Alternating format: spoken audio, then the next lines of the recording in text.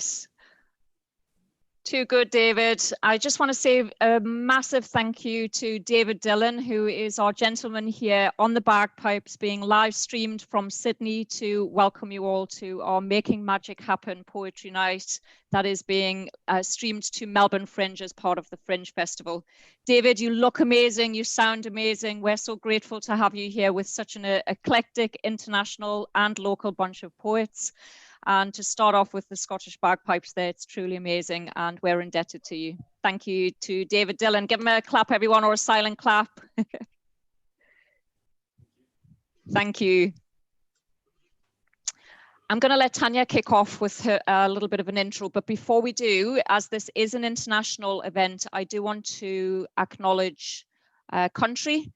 I acknowledge the traditional custodians of the land on which I work and live, and recognise their continuing connection to land, water and community, and pay respect to elders past, present and emerging. Welcome everybody, and over to you, Tanya. Thank you, Kelly. Looking really forward to tonight and everyone's poems. I'd like to welcome all the poets from Australia, and Kelly would like to welcome. I would like to welcome all of our international poets from around the world. We've got a huge mix from all parts of the globe, and we're going to have a fabulous night of poetry. It is a special home and away episode, no pun intended, about the Australian sitcom that's been running for years, but you know, we had to get that in there. So yeah, it's really great to have you all here, and we're going to be going fast and furious to keep everyone on the edge of their seat at Melbourne Fringe. So one poem per person, and we're going to dive straight in. I'm going to kick off with the opening before we go first to our first poet. So Sacrificial Lamb, just to warm things up and get things moving. I'm going to do a fairly new poem. I've done this a couple of times, and it's called Breaking the Rules.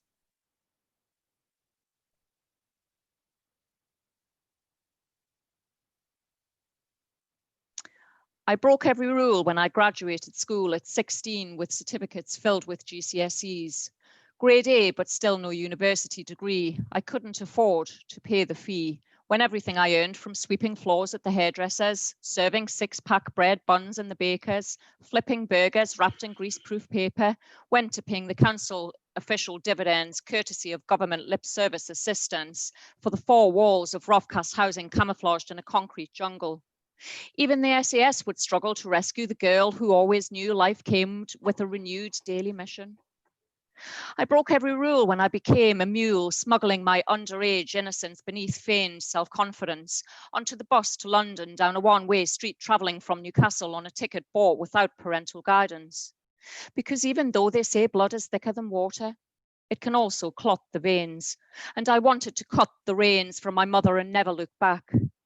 And Papa didn't care since the day he left me standing alone there when he rushed upstairs with a burst artery that flooded his heart with bleeding instead of beating. And never came back downstairs again to see the girl cut off her pigtails to transform into someone that dovetails seamlessly into society. I broke every rule when I kept my cool because nobody who comes from a broken home wants to be broken. So I survived alone in the big smoke with a few pounds tucked in my coat pocket, a pocket rocket, spending the rest on night school to show the world I was no fool. Even though the Queen's English evaded thee and privilege passed over me, I was damn smart, playing the part, refining my art, giving myself a kick start, following premeditated flow chart into a job, answering the phone, faxing memo, trying to raise the memories of neglected younger years, and all the deeply rooted fears that I was never going to be good enough, and imposter syndrome would forever be my only companion. I broke every rule not to be cruel, but to be kind to myself when my boss chose to remind me that I had made it so far as to fly the cuckoo's nest, and I should never rest until I succeeded in making the migration from there to here worthwhile. Never clipping my own frantically flapping wings, because only you can spread those wings and fly so high. I could well see Papa, and he might just see the woman I'd grown up to be. I broke every rule when I put on a jewel hat, corporate executive with a feather in my cap and a cup in my hand, working 24/7, building organizational brand before the darkness sets in and the side hustle kicks in.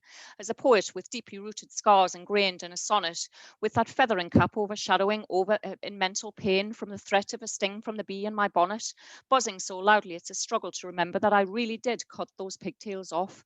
And it's time to tell tales of truth overflowing with what's real, helping to heal this soul who broke and was put back together on the open mic, bearing every crack in the spotlight, not caring if this poem is filled with so many loose threads it can never be wound on a spool, because I'm still the goddamn sharpest tool in a box that you can't box me into.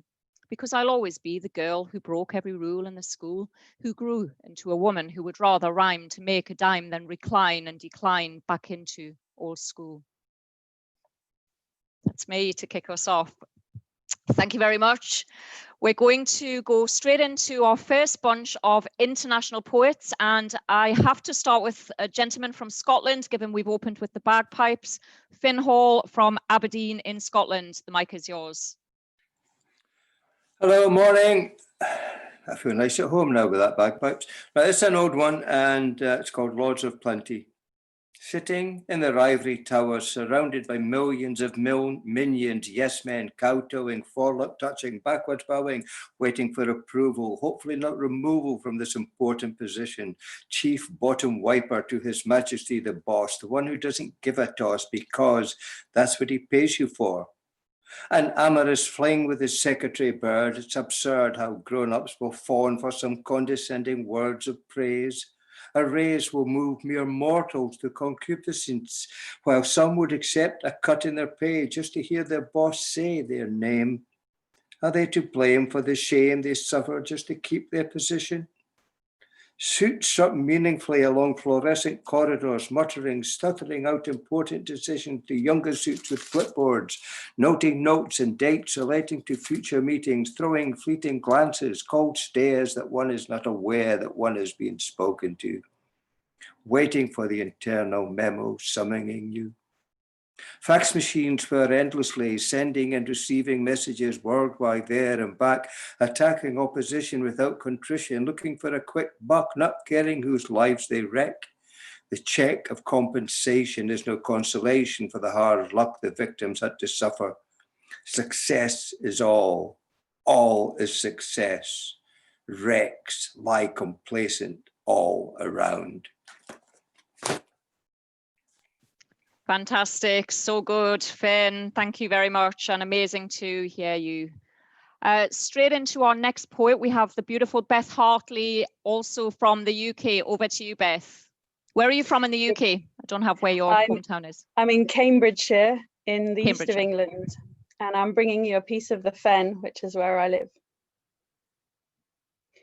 I will call you Fen fire, burning at the edges of the day, singeing and catching at the horizon, scorching the land black, peat and black, where the past rises, where birds are embers flying as the clouds shift like logs in a grate. And you show, in the unmow, a swathe of gold, a waist-width piece of where to leave us wondering. Your treasure flocks in winter white, honking on the dawn, swooping on swollen waters, Hooper, Buick, mute. It hides in views that look so flat that ancient lines are lost, as the eye skims only the tree line, rather than the earth. Your light shows up the underbelly of a hunter, hush and hover over man's attempt to drain and train the rising gated flood that sinks and saves in equal measure. This light ignites at dawn and dusk, grasping at the darkness with hot hands, splintering the sky, biting at the fringes of my mind, scenting me with a musk of smouldering soil.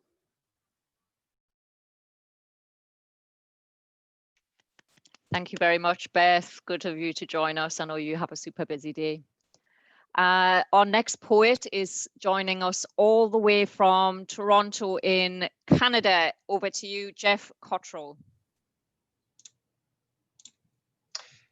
Hey, baby.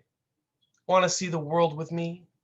Want to reach out and touch each other's souls across a bright and infinite landscape? Or want to leave your bedroom after midnight for crepes and coffee on the Champs-Élysées, all in an instant? Baby, just hop inside my Zoom-mobile. My Zoom-mobile is gonna take you high and land you safe and sound wherever you say.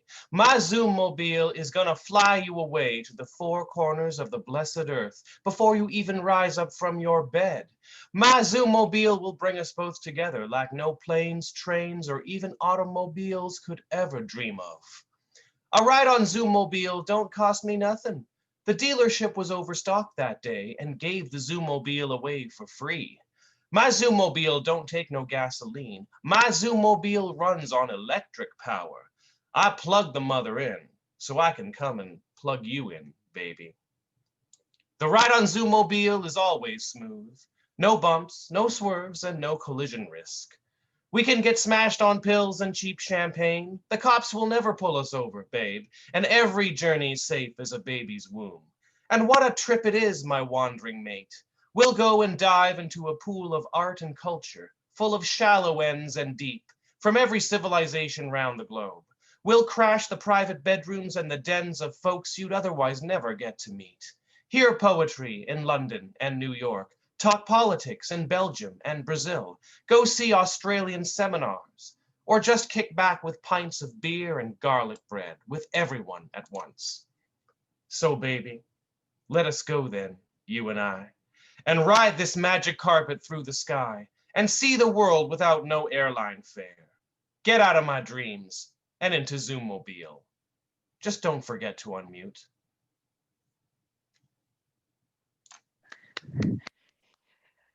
You work that one as well. Amazing, Jeff. Thank you. And straight into Drayzera from Bury St Edmunds in the UK. Drayzera. Route of the Nile. It's never my fault. The river torrent and crashes lies with river dams grinding me down. People slandering and backchatting me with weaponry words bruising and assault because it's never my fault. This stream flows pebbles developing into sharp stones stagnating the waves. It is never my fault. Typhoon tyranny storms these veins in this torrential rain of agony. Upon these deadlocked grains, these repugnant stains trying to crash myself, would I ask myself why? It is never, ever my fault. The drip, drip of your spewing distaste, the stab, stab of your ruptured disgrace, over and over and over and over again from beginning to end. You believe that it's all my fault. Sickening, disgusting. Your revolt is repulsive. Your sick perturbs my feet sinking in your rust. This is no twist from the stale tribulation where there are no mitigations, no words spent listening to my voice. You laugh at my downfall and continue your own bastard celebrations. It is never, never, never, ever my fault. Yet the whole world spears itself away. My knees fall, shooting pain through gritted teeth. Nobody wants to play. Barking at me to go away, a chewed up toy. This island population of one, sinking fast within this burning ocean sun. My skin cracks without hand to hold. My warmth freezes without hug to call. I am sorry for everything that I have done. It is always my fault. Thank you. Amazing. Thank you, Drayzera, for joining us from the UK.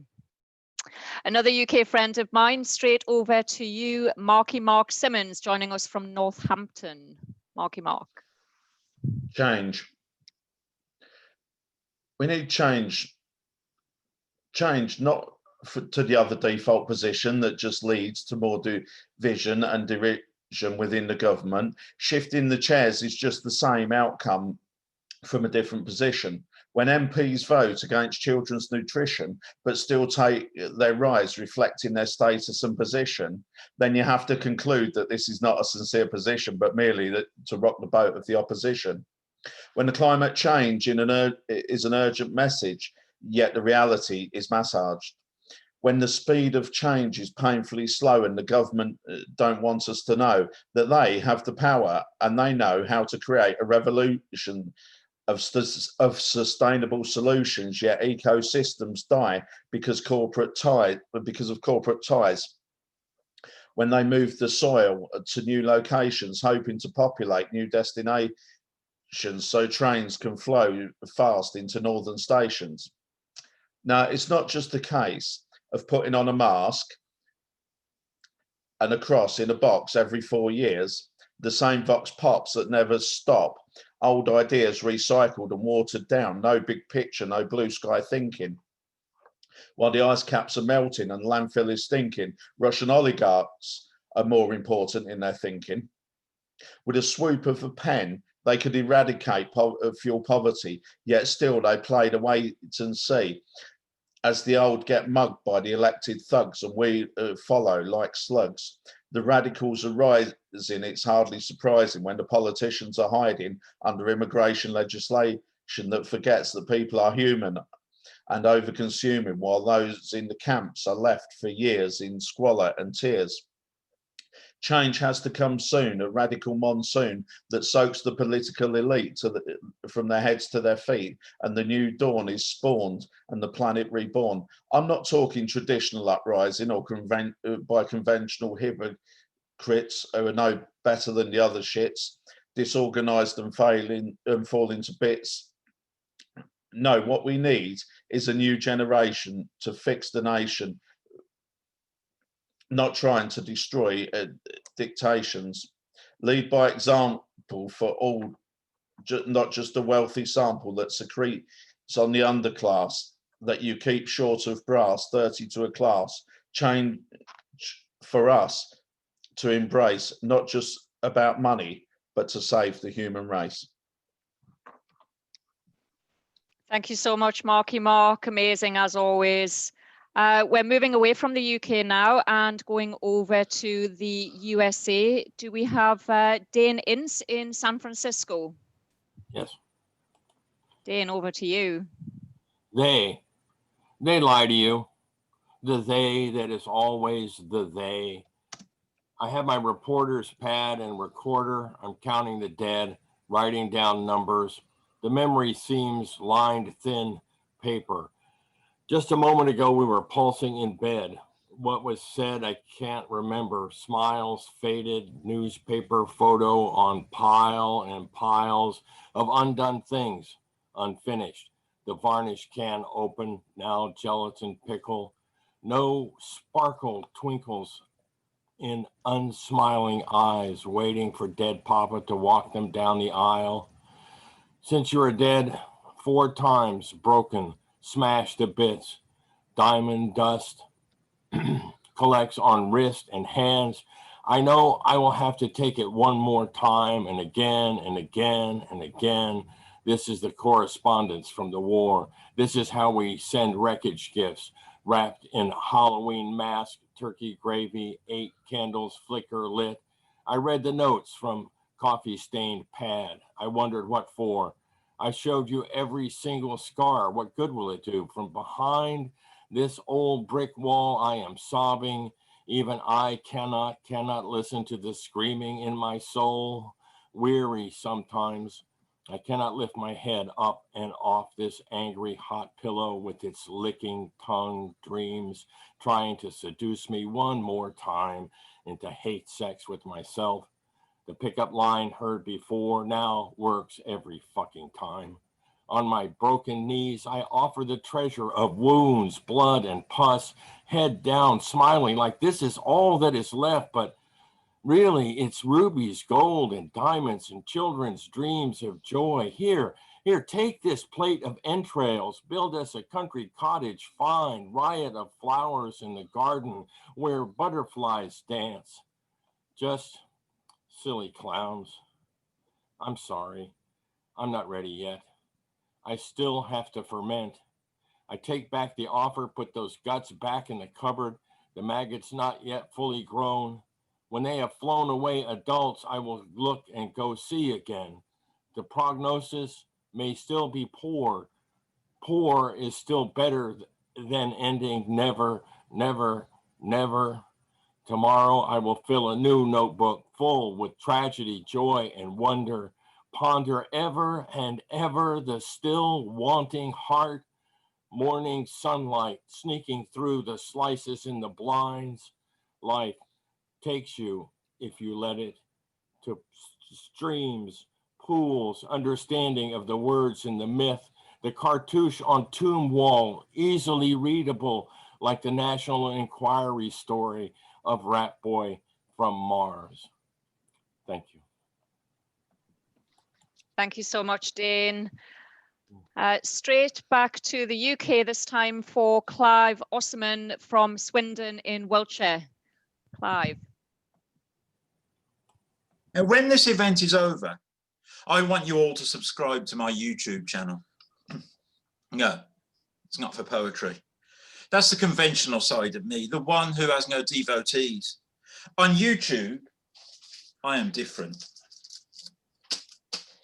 The sheer power of my preaching will leave your senses sleeping. Your judgment will be compromised. You will find yourself being hypnotized into following like sheep.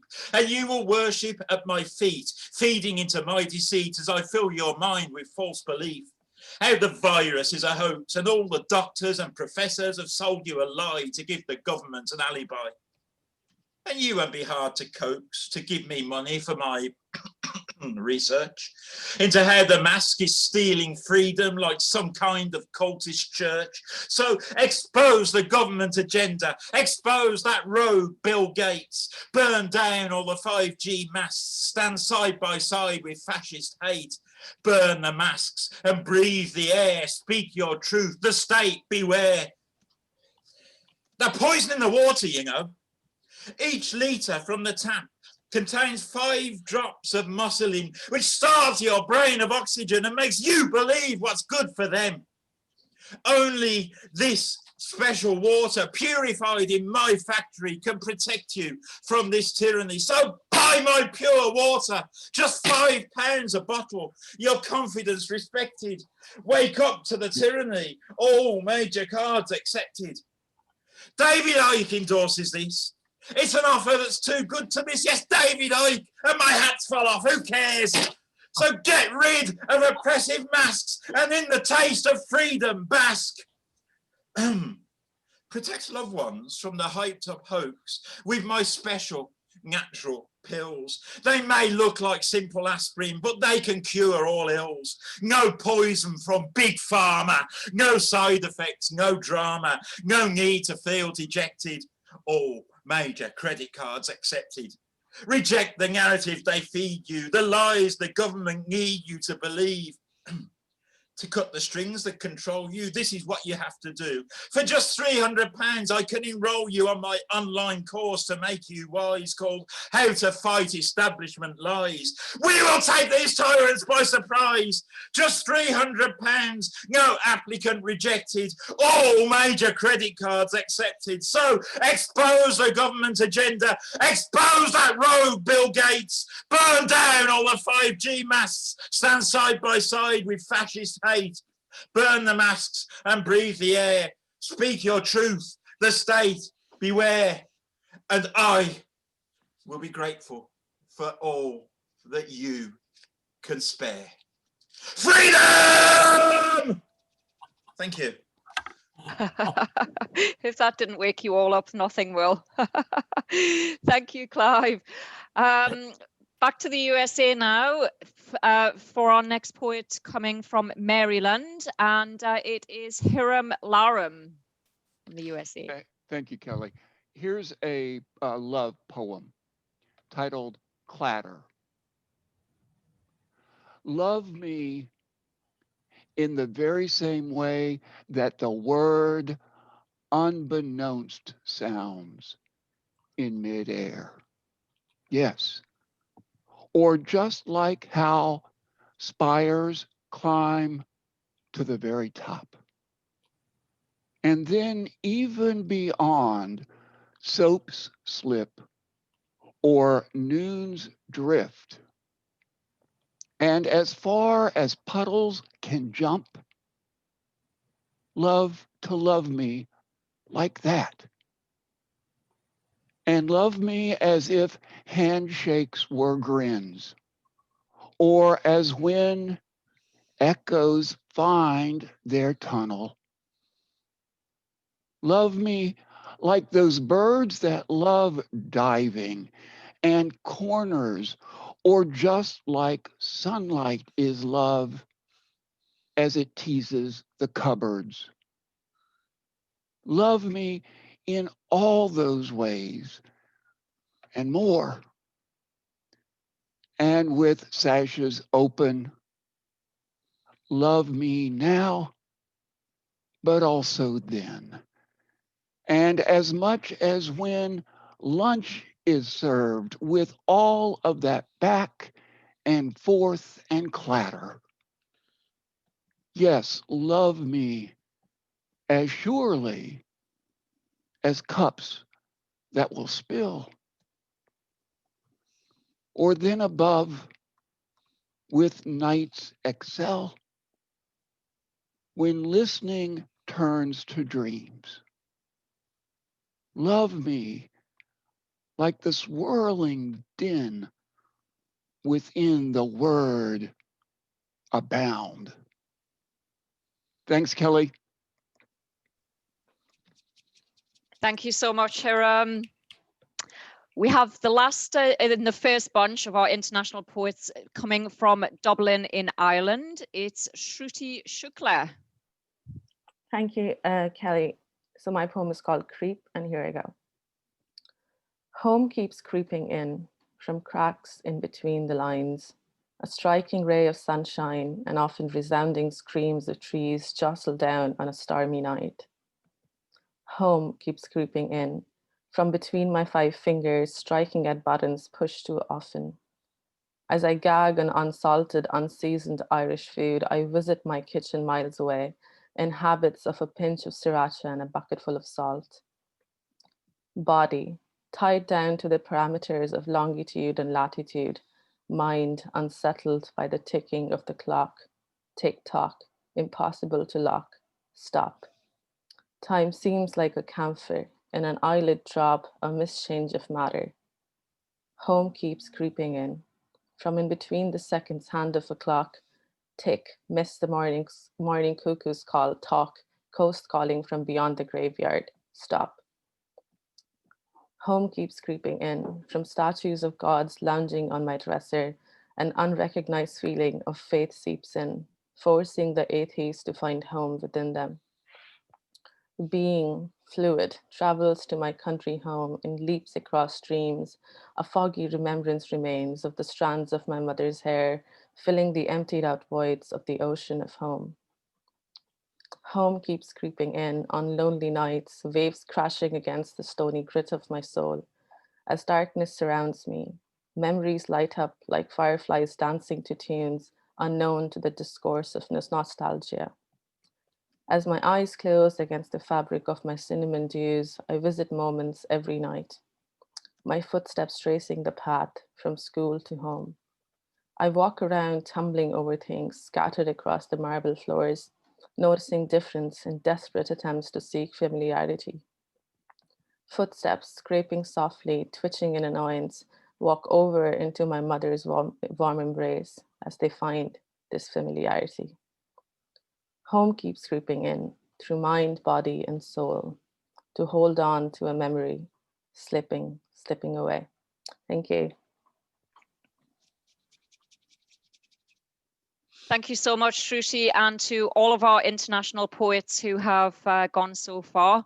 I think you'll all agree we've got the best of the best tonight, and to give our international poets a run for their money, we've got our home poets going next. Over to you, Tanya. Thank you. I'll start with my poem, Mercy. Give yourself 12 moons. Start with the fullest point. Collect all the things you say about yourself. The hardness, the brittle thoughts, the lack of kindness, the things you would never say to a dear friend, but you say to yourself with ease and learnt repetition. Those endless thoughts that have carved cabins in your mind. At the fullest point, when the wolves howl beside those creeks and the moon hangs above the fir trees, Let those things go to the milky silence. Watch the moon wane into the darkness until your vitriol disappears. Give yourself 12 moons. Start at the point of disappearance. When the owl hoots its wisdom, collect all the things that are good, everything that is gracious about you, the generous you, the one who loves tiny things that no one notices, the one who lights up a room, and watch the moon wax until it reaches its fullness, just as you too will bear the light. Grant yourself mercy, grant yourself peace. Grant yourself 12 moons of mercy. Heal yourself with forgiveness and release, and perhaps living through these cycles of intentional contemplations, the whole world might just be healed. Thank you. I will now introduce our next poet, who is Ren Alessandra from Melbourne. Over to you, Ren.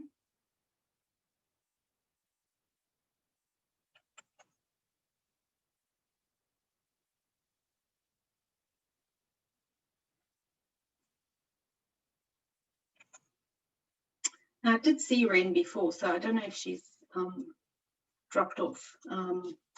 So if Mike Mackay, who's one of our MMH poets, Mike, if you want to just go next. Thank you, Kelly.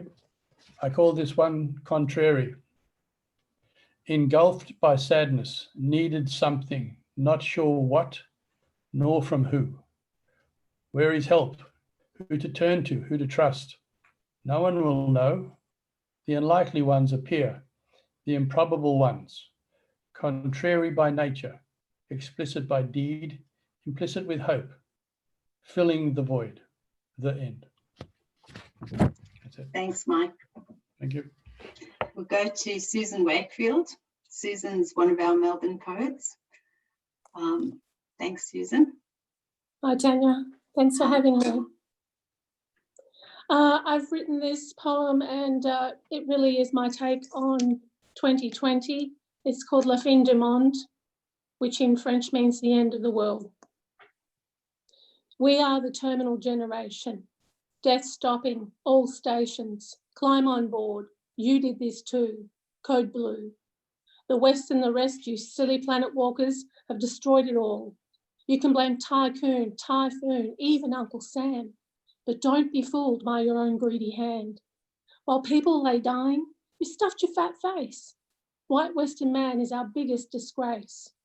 Don't sit and cry in your big baby diaper, waiting for the piper at the gates of dawn. Even this tired rat catcher looks forlorn. But you fell for it all with your titular Clinton. But are you switched on, switched on, switched on? Feeling lovely, stupidly lovely, banging your percussionless drum. Spectacularly stupid under Saxony lure. For this lip block, there is no cure. Your mental floss is like a caged bird chirping in the sun. Oh, sad, squawking human, how you've come undone in your own tragic arrogance. Soft heartbeat, where the pulse where nothing's left, the ruins scattered, we are bereft, bereft. We can no longer think, except for the occasional big stink about fleas on your knees or dying elephants, please, while you hold the gun. Smile at the self-effacing sun. 11 Thursdays from now, you'll hide from all you know is true inside. A nouveau prophecy, hints to philosophy. Under the vortex of self-hate, we can rediscover grace.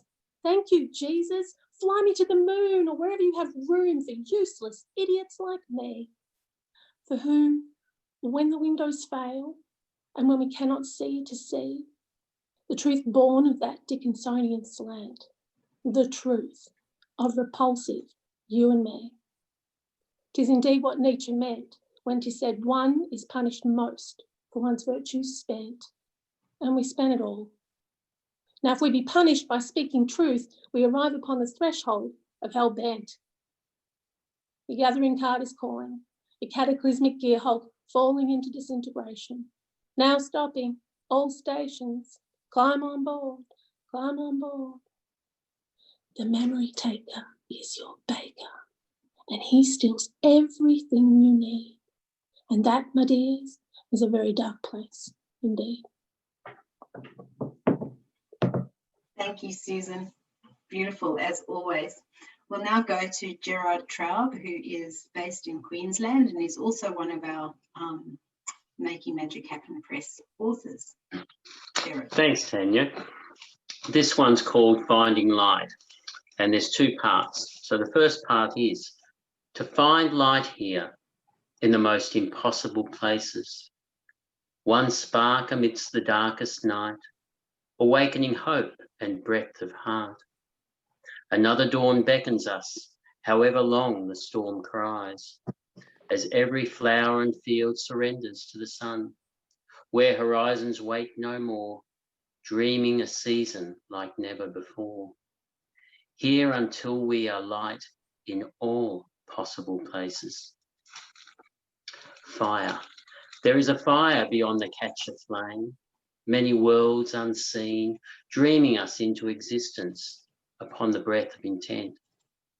From some intangible centre, fueled by an uncommon air, an impulse born into flesh, stirring behind the silence, finding light even before the first dawn. Thank you. Thank you so much, Gerard. Lovely as always. Jennifer Compton, are you here? No, we will go to Dara Byrne. Dara is in Sydney.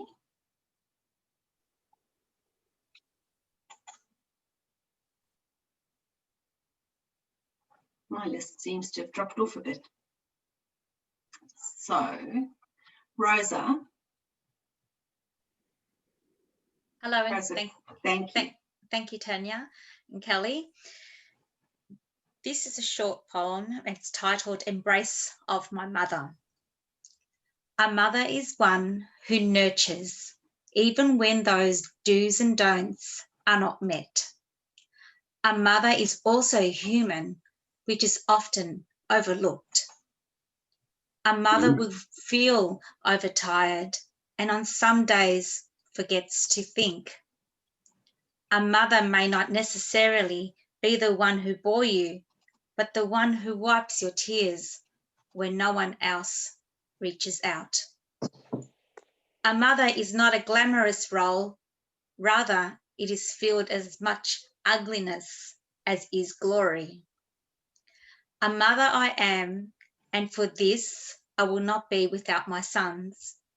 A mother I am, as I do all I can to do that thing of remembering as how it once felt to be safe in the embrace of my mother.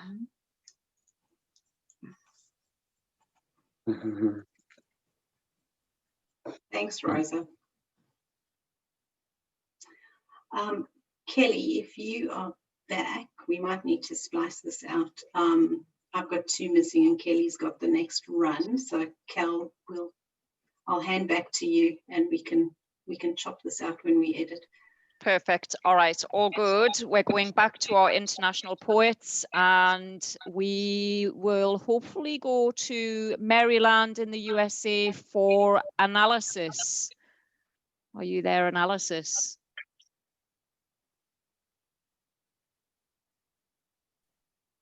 Let me have a look. Nope. I'm going to say, do we have Ellie Blackburn from Sheffield in the UK? Yes. Yes, I can see you, Ellie. I'm going to put the spotlight on you. On you go.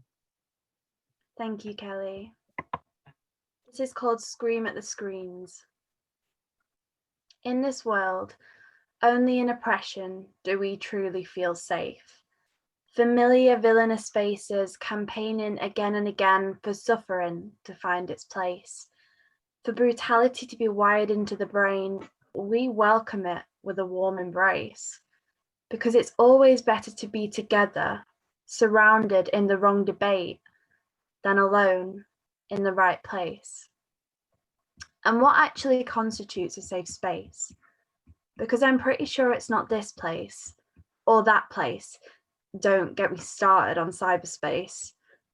A mum worries her son is meeting strangers online, being violated and manipulated, while all the time he's actually making his own little gold mine with the amount of coke he's selling. Eat your greens, come the screams from parents far below, but we're all eyes meeting over screens, too busy for even a potato. Babies shaking their chubby fists at iPads instead of rattles. Expensive replacement if it gets smacked against the wall. In a world where people only feel tall when they're vomiting hate, injustice is all the rage these days. Where control is just another word for abuse. It all depends on the vocab you choose to use. Tough love leaves a silent bruise. We wouldn't go on luxury cruises even if we could afford them, because what if we can't get Wi-Fi? Hashtag disaster, hashtag the worst has happened, hashtag third world problems, comes the increasingly cruel laughter from the smartphones, smart watches, smart TVs, smart screens, smart people inhabiting every inch of the physical world along with the virtual. You don't need to stand on a pedestal any longer when Instagram, Facebook, Twitter, TikTok are there to make your disease preaching stronger. It spreads like wildfire from city to city, from screen to screen, like the word of a town crier. No amount of desire can draw a person away once they've started scrolling TikTok suggested for you. Thank you. Thank you so much, Ellie. Thank you. We're going to go next to Mel Bradley in Derry, Northern Ireland. Mel. Hey, good morning. This is a piece called Outspoken. Artists, to my mind, are the architects of change and not the political legislators who implement change after the fact. William S. Burrows. I love this statement, but it's not without flaws. If artists are the architects of change, how can change exist when the architects and the implementers are both identical? If the only voices being heard are speaking in the same tongue as those of the ears that are listening, how do we make room for other? When the only artists that are taken seriously are straight, white, cisgendered, able-bodied men, does the architecture actually show the things that need transformed? When the only time that women are seen or heard are as plot device or muse to drive the stories of men, when do we have space to tell our own?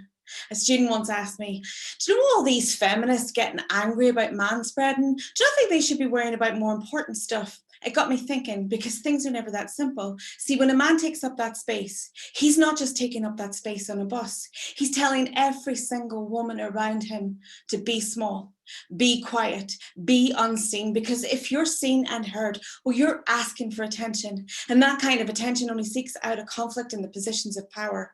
When the sources of information that shape young minds are sending out mixed messages, when and where do we draw the line? Too much makeup or not enough? Don't over-sexualize yourself. But too much modesty? Well, there's no need to completely cover up. Fat girl needs a makeover. She needs to find a way to love herself. Skinny girl needs a good feed, probably an eating disorder. Can't be anything else.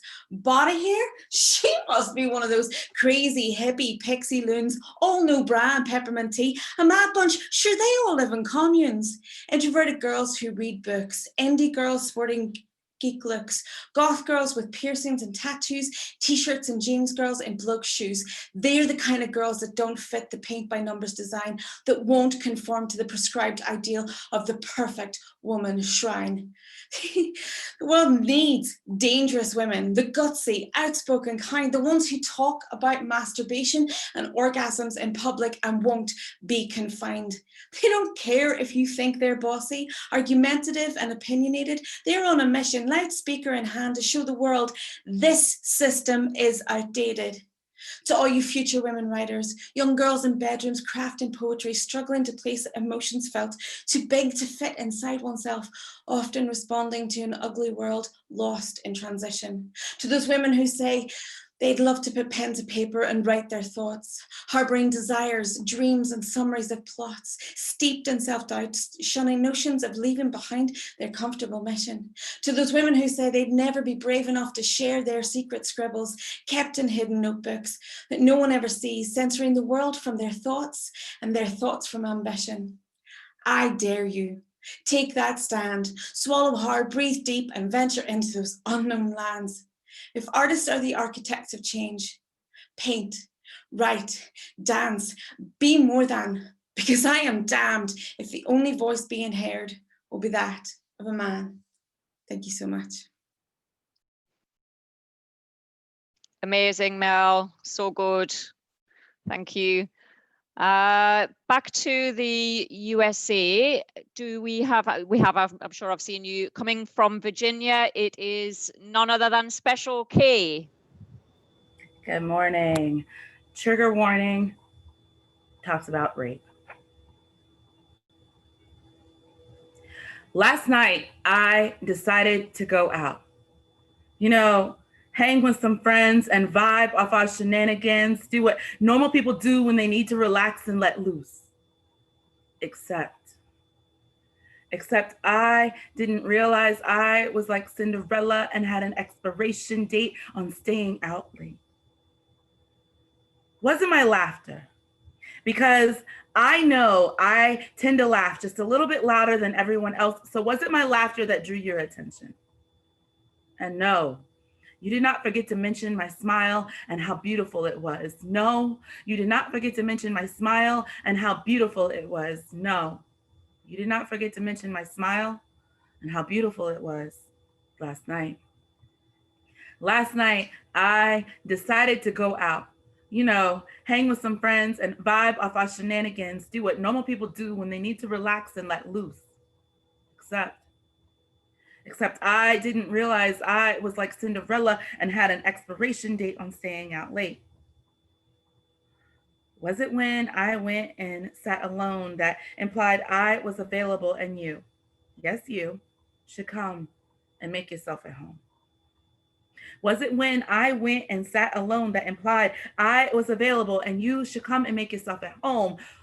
Was it when I went and sat alone that implied I was available and you should come and make yourself at home last night?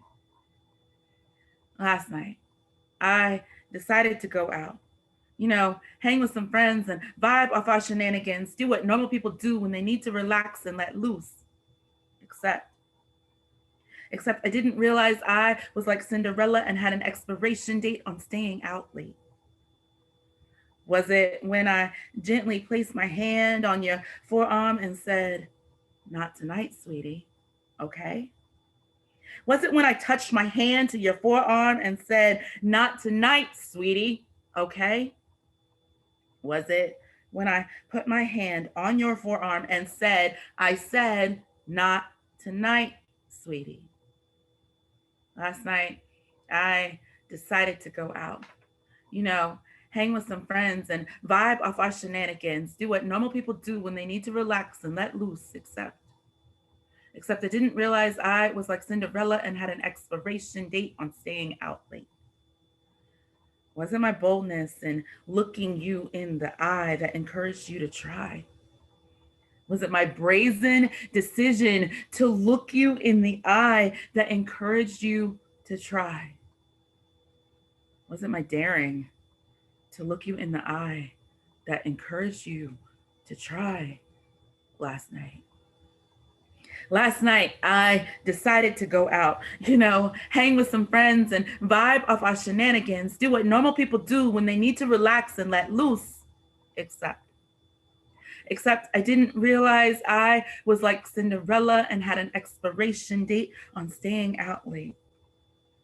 What was it about me that made you think I needed a drink?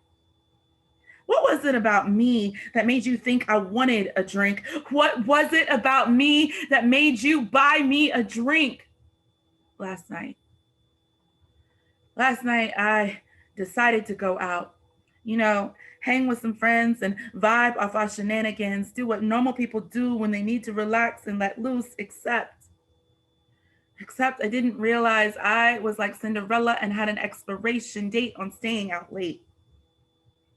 But I was tired and decided to go home. I bid you adieu and made sure to thank you. I made sure to thank you, damn it! I thanked you last night. Last night, I decided to go out, hang with some friends and vibe off our shenanigans, do what normal people do when they need to relax and let loose. Except I did not realize I was like Cinderella and had an expiration date on staying out late. So I walked to my car surrounded by the stars and guided by the light of the moon. And there you are, there you are, there you are. Last night, I decided to go out, hang with some friends and vibe off our shenanigans. Do what normal people do when they need to relax and let loose.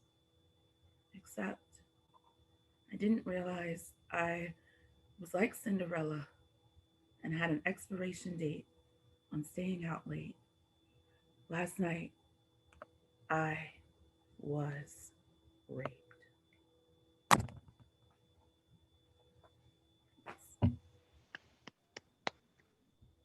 No word special, Kay. Over to the UK, to Bristol, to Caroline Burrows. Hi. Okay, that poem blew me away. Okay. This is called Junkies in the Underpass. I cycle quickly past the junkies in the underpass. Their dealer stands dead centre, a white man dressed in black, astride a bike with no lights, this underworld his stage. Evening, brays this king of short, sharp pricks, as I ride wide of him, peddling his shit to two locals laid low between the broken glass and grit.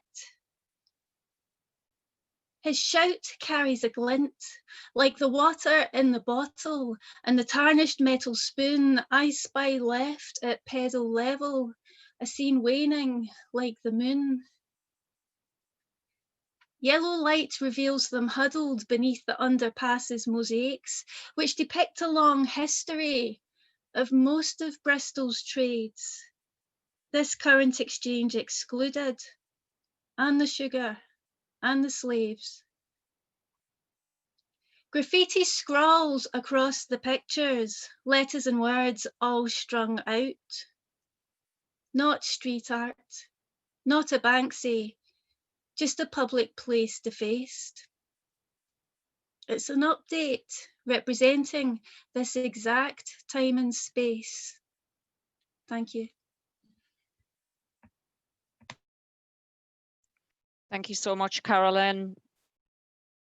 Do we have my good friend from Peterborough in the UK, Gary Huskisson? Are you here, Gary? I haven't seen Gary actually. Nope, I'm going to look. I'll go on to our next poet for now and then look again just now. Over to Surrey in the UK, Hazel Mehmet.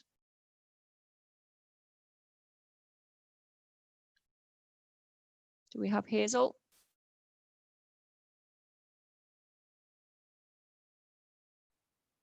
No, I'm going to keep going. Noel Levin from New York City in the USA. Noah, sorry, Noah. Noah Levin. That's right. So hello, everybody. It's 5:30 in the morning here, and I've been up all night waiting and caffeinating to shout my poetry all the way to Australia, and very importantly, wake my neighbors. This is called True Story of My Youth. Many years ago, down at the crossroads on a dusty road, the devil had come to collect his due. Son, he said, we've danced the dance of the damned many a year, and I've always been with you through the good and the bad. Now you've turned your back on the others, and the time has come. Oh, the time has come. Well, the sun settled back into the night as the twilight shrouded the road before me, and my shadow fell long and wide into the great unknown. I squinted hard at that imposing figure in front of me as that demonic friend, that great evil fiend that allowed me to lean upon his shoulder for so long, pulled out a piece of parchment and told me it was time for me to sign. I looked hard, I did. No, I won't lie. I looked hard. The terms were those I had written in my own hand, and I looked back at the barren wasteland I had left as a prideful blight behind, and we both knew I couldn't go back. I looked ahead, and the road looked worse because it didn't lie. Oh no, it didn't lie. So I looked inside, and I knew what I had to do. I looked the devil in the eye, and I said, "Devil, I don't need you." Well, my evil friend looked at me with the one who's seen the fool of fools and laughed his laugh until it rang off the land for 1,000 miles. And he said, "Boy, you're a fool. No one says no now. I'm all you have, and the road ahead can't be walked alone. You need me or the road will be your death." Now I knew what he said was the truth, but I searched inside and I summed up my strength. Oh, I summed up my strength and I said, "Devil, you can take your contract, you can take your pitchfork, and you can shove them both up your demonic ass, because I'd rather die alone than keep going with the likes of you." And so I wrested my tattered soul from the clutches of the devil. With the tip of my hat and my suitcase in my hand, I departed down that treacherous road. Because if I don't have God and I've told off the devil, then I'll do it alone with no regrets. No regrets.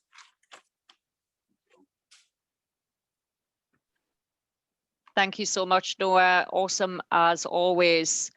I think I am ready to hand back to our home poets. But again, thank you to our away poets. I will check towards the end if I've missed anyone. Otherwise, message me in the private chat. But thank you to everybody from around the world joining us. Back to Australia. Tanya. Thank you so much, Kelly. We are going to Adelaide, which has just become Australia's most livable city, apparently. So, Paul Kohn, if we could start with you. Thanks. So this one's called Favourite Song. As I walk through the grocery store, I'm oblivious to all but the shelves, my trolley, my shopping list. Each aisle a groove on the record of my shopping track. And then it happens. The music transcends from the speaker above me, loud like it was never there, yet it always was. A melodic background until familiarity nests in my ears. See, this time it's different. This time it's my favourite song. Which is to say, when my favourite song plays, I feel nothing. I mean, it's just a song, right? Its subliminal rhythm and melody and lyrics cause me to reflect. I stop, transfixed to the spot, suddenly oblivious to everything but the rhythm and the melody, the words whispering in my ears like those from a snuggling lover. As I stand in the grocery store, I hold my breath, feel my heart race. Yet the rest of me is still, paused as the shoppers move around me like I'm not even there, like a needle stuck in the groove while the track continues. Which is to say, when my favourite song plays, I feel lonely, missing the moment, the people, the point in time when it became my favourite song.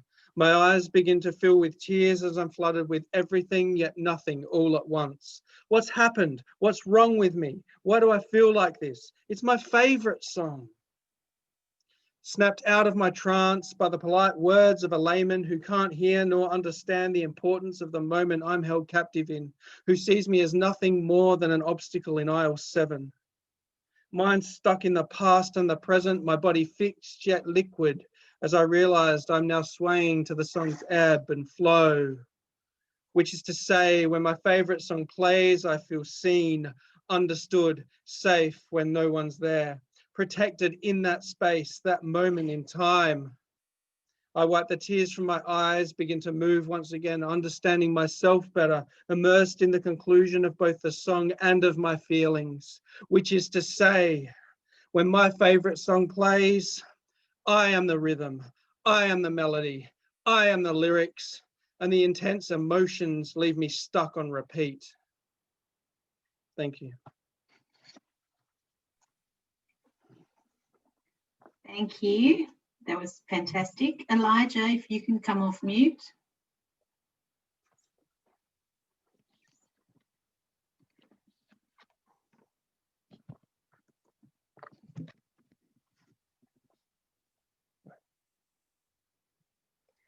I enter the cold, murky water, shivering.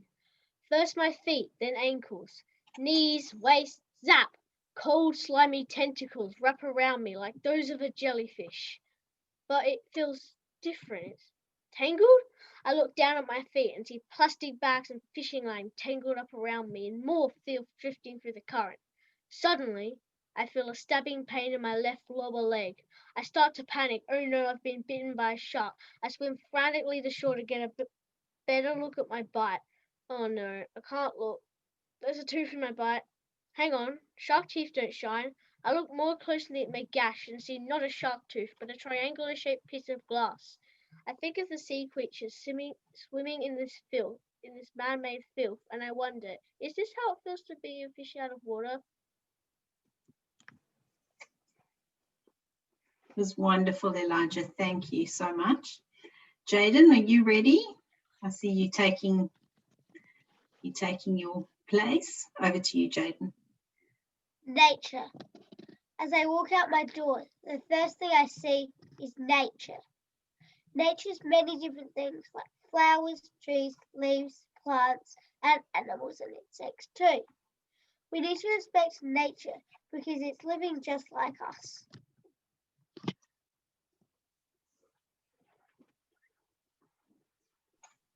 That was beautiful. Thank you so much. Thanks. Megan Chapman, if I can just get you to unmute. Hello from Queensland. I called this one the new normal. How will I know when my new normal has begun? I doubt there will be fanfare, fireworks and announcements. There was nothing like that at the end of my old normal. Well, there were announcements, but I didn't recognise that they were redefining my normal, slowly, in incremental diminishments. It felt like I was caught unawares by the sudden ceasing of all that made up my normal. Musing how my new normal might look, I recall my old normal. My coffee, always ready for me to grab from his coffee cart as I passed on my way to the office. That welcome nugget of comfort that set the tone for my day.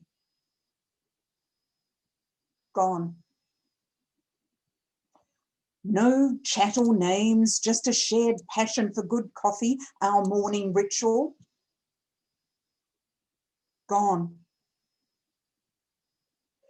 Irrevocably ruptured, evaporated by something smaller than a single coffee ground.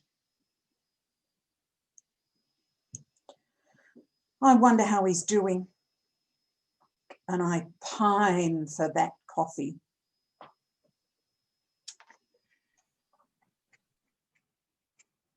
Thank you, Megan. We'll now go to Skylar, who's also an MMH author and is based in Perth.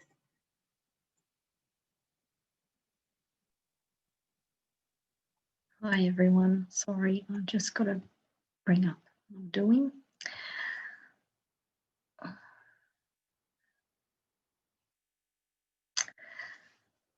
We've been expecting a phone call, delivering a message that's becoming normal, the second set to the first wave of something viral that has swept across borders and oceans, bringing oceans of tears to our borders. And that phone call came today. Caller ID on display, and we knew the words, "I'm sorry, I have bad news," would put into jeopardy the financial security of our family. Instead, the words, "I'm sorry to tell you a colleague has passed away at home," came down the line in flat monotone, and we instantly recognised the words were code for suicide. We have seen, since the onslaught of COVID-19, the globalisation of human suffering, Humanity reaching out while staying in, posting and streaming all manner of things in an attempt to circumvent alone manifesting. But rooted in the need for sanitation and isolation is a growing inclination towards profit rectification and a new pandemic, featuring set after set of job loss setbacks and back set back into corners there is no escape from, is creeping up behind us. So far in WA, we have not experienced a second wave of the global pandemic that has tsunamied down on others less fortunate. So far, we have not felt the extreme hopelessness of hundreds or thousands of deaths per day clocking up. We are free to move about our state, shop and socialise without in-your-face, cover-your-face restrictions or effort. But a phone call we thought would be notifying us of a job loss, notified us of a life lost, and we were crushed. Somewhere out there is a family now grieving because a man's name on a FIFO roster has been permanently crossed off. Any chance of being rostered back on or attending his child's first birthday is forever gone. Any opportunity to tell him things will be okay vanished in an instant today. And this was not the intent or what was meant when the company that has operations globally started talking redundancy, cutting costs to preserve profits that realistically, even if halved, would still be profit enough to ensure no person on their payroll need be told they are unnecessary.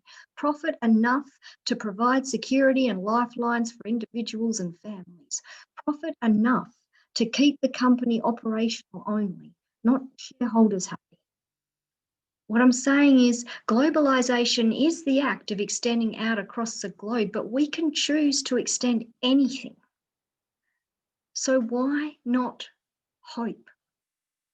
What I'm saying is we received a phone call today and my heart broke for the man who took his own life. It broke for his family and friends who now have a human-shaped hole in their lives. It broke to know that every day across this globe, people are receiving phone calls emptying them of hope. People are living in a world that they no longer know.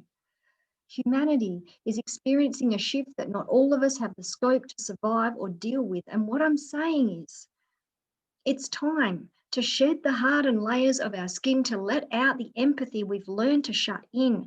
And if there was ever a time to look beyond ourselves, to put aside our stories and just be willing to reach out, what I'm saying is, I think that time is now. Thank you. Thank you, Skylar. We'll go to Jason John. Jason's in New South Wales, in Australia.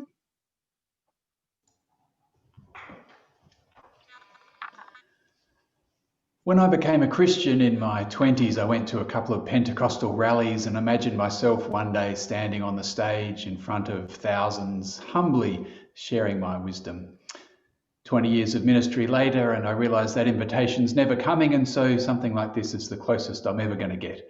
So please indulge me with my one explicitly Christian poem, and if you'd like to use it in church or Bible study, feel free. Jesus was a cunt. You know, strong, warm, worshipped and adored, much loved and much abused, both adulated and misused. You might disagree, but to me, a bit of a mystery. Blood, life, sacrifice, lots of hair, maybe lice. Judas thought he was a pussy, but Jesus was a cunt. Billions adore him, want to touch and explore him, owe their lives to him, were born through him, want to bring joy to him, kneel before him, in communion touch and taste him, and yet struggle to adequately put their finger on him. While others want to screw him, repress and control him, dilapidate and whiten him, domesticate and brighten him, make him nice, blue-blooded, meek and mild, not passionate and wild. But they're not fooling me. I've known a cunt or three, and the women who surrounded them as those women surrounded Jesus on that tree, wild and free and resilient like their cunts. They were fucking brilliant. Because Jesus was tough. He didn't grow a pair, one in your testes and you collapse in despair. No, he grew a vagina. That's why people have heard about him all the way from here to China. Jesus was a cunt. And if that offends some men, then put more cunts in leadership. Can I hear amen? Thank you, Jason. We're going to go to Miriam Heckman, who is in Sydney. Hi, Miriam. Hello, thanks for having me. This poem is called, I'm just going to ring my microphone. This is called I Am For. I am for the call of the whipbird in the morning to its lover waiting in the bushes. I am for the whisper of sea breeze coming through my window, the rising sun's glow waking me, tickling my senses. I am for ocean swims in ladies' pools. I am for bone china teacups filled with sticky chai. I am for memory keepers that surprise us with their spirit. I am for the panic that dissipated when the breath found her way. I am for conversations with strangers in a park, on a bus, in a cafe. I am for the invitation, yours and mine. Bring back the neighborhood. Everybody needs good neighbors. I am for the sound of my doorbell ringing, friends dropping in unannounced, a cup of tea together at the kitchen table, time for our stories, time for our pasts. I am for seashells that she didn't sell, random acts of kindness that don't feel so random. I am for the courage of the seed that keeps pushing through the dirt and the flower that rises to meet the sun. I am for Atticus and Scout, for empathy and consideration. I am for differences and sameness. The melting pot does not discriminate. I am for women on boards, not the billboard type, the boards that make decisions, the boards that give out rights. I am for silences and silence, for time and time again. I am for classical music on public transport and scats of jazz on a full moon rise. I am for the downpour of summer rains, especially when it falls into water tanks. I am for tiny houses or big ones for many. I am for homes. I am for a wave or a smile, a nod to say hello. Our bloodlines meet in the dirt under our feet. We must not forget. We must not repeat. I am for artwork on every street corner, murals on the footpath, sounds of laughter, tears in public. We can do this when we take off our masks. I am for sorry and are you okay? For bystander empathy and pushing through discomfort. Mirror, mirror on the wall, let us be the fairest of them all. I am for summer and winter and autumn and spring. 'Tis a season for everything. Let us just know patience. Meditation before mediation, a common prayer in Parliament. I am for the welcoming of strangers whose lands I've never walked. I am for history and its learnings, for the future because it's bright.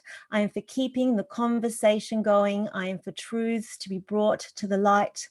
I am for our ancestors' voices, for boys and men who cry. I am for listening and not responding. I am for empty spaces. I am for trees and bees and saying please and listening to please. Take me back to the Garden of Eden, to the forest with the leaves. I am for the gathering of kindred beings, the caress of my daughter's hands. I am for the stone that skimmed the river. I am for fear and love to keep pushing me deep. Thank you. Thank you, Miriam. And thank you to all our Australian poets. We love sharing this space with you. I'm going to close off for the Australian poets and then Kelly's going to close off. And I'm going to do one more called Miracle. When on Grey's knees you sink, begging for a miracle, raise your eyes to the left and see all the people in your life. The random meetings in what were billions of statistical opportunities. Yet you stumbled on this one that holds your heart, even if it was briefly. Raise your eyes to the right and see all that you ever needed has been there for you, even when you couldn't see it. The earth has never withdrawn her support. Look inward and notice when you breathe, that tiny moment of nothingness as you breathe out. Your body decides to breathe in again. And that each morning you wake with a clean slate to break the patterns of your self-created incarceration. You too are the flower that can choose to bloom in the only chink within the concrete, and you think you need a miracle. Thank you, everyone. I'll hand over to Kelly. Thank you, Tanya, and thank you to all of our poets who've joined us. We put this together after seeing so many of you on Zoom around the world over the pandemic sort of period, and it's just incredible that you've all came together today for Melbourne Fringe. I'm not sure if I'm a home poet or an away poet. I'm living in Sydney, but I am from Newcastle upon Tyne, so put me on either side. So I thought I'd maybe do a golden oldie from my Newcastle days. It was the first poem I kind of wrote and got offered for publication. And it's a really old one, but I think it's appropriate to do something from my Geordie Newcastle upon Tyne world to finish. And it's called Miners of the North. Black sedimentary rocks create sizzling flares, fossil fuel combusting akin to illicit affairs, blasting out coal, satisfying political desire, Earth's minerals giving origin to fire. A flourishing period, lifelong friendships morph between unsung heroes, coal miners of the North. Navigating tunnels through bleak underground cavern, faces surface, gulp air before propping up tavern. Fingernails filthy, paws clogged with sweat, black lung disease chronic, lest we forget. Masses bullied by unions, dogged with remorse into pickets of unsung heroes, coal miners of the North. Depressed in the darkness, deprived of the sun, men afraid and confused, fighting with no gun, voices passionate for what they believe, better conditions, working class poverty reprieve. Paparazzi emerge, hungry piranhas report, dirt on unsung heroes, coal miners of the North. Steadfast in cabinet, the infamous Iron Lady. No procrastination, not even a maybe. Site closures from judge trigger happy with mallet. Unemployment rises. Deaf ears, where's the ballot? Thousands gather in picket line cohort. Crowds of unsung heroes, coal miners of the North. Rejected, dejected, united they stand. Illegal strikers depressed, shunned their demand. Dust settles, minds abandoned, only scabs graft alone. Ice-gripping hearts, chills consume the home. Empty hands defeated, voices mute of retort. Silenced unsung heroes, coal miners of the North. Stock exchange hemorrhaging, unemployment rife, family arteries ruptured, causing trouble and strife.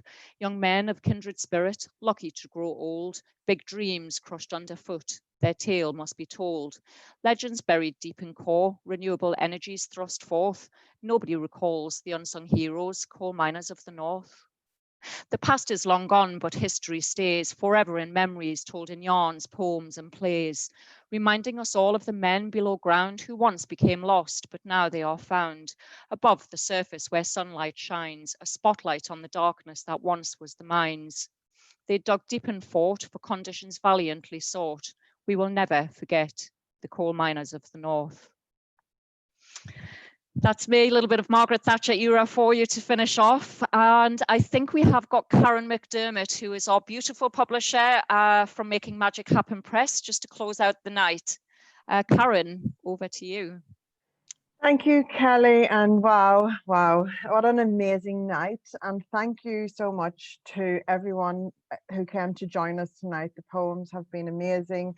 We can't wait to see what everyone thinks of us at the Fringe. And thank you so much to Melbourne Fringe for showcasing us. And thank you to Kelly, because we know how much effort you put into this, Kelly. So thank you so much for everything that you've done to make tonight happen.